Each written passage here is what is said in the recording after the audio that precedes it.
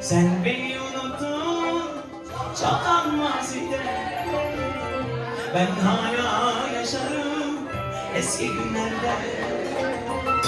Her yerde sen varsın, unutamadım. Her köşede sen varsın, unutamadım. Kim bilir kimler var şimdi kalbinde. Sen beni unuttun çoktan mazide.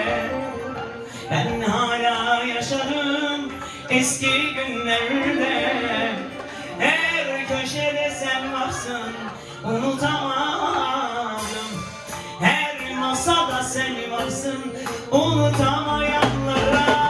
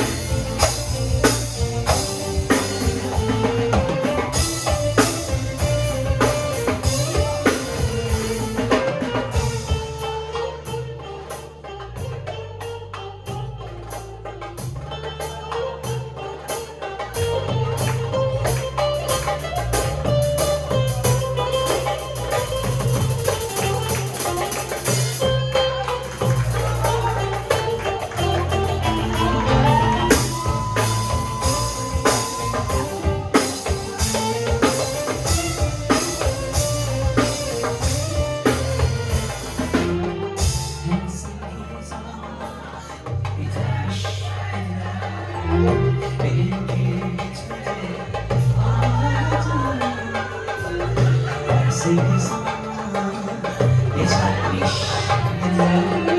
Benimki geçmedi, anlatamadım.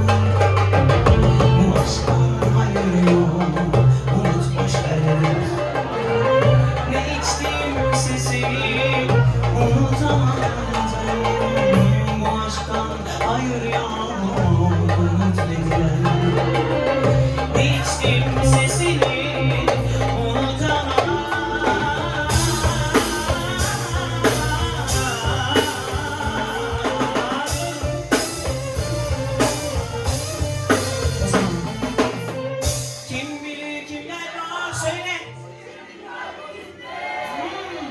sen beni unuttun, ben hala yaşarım.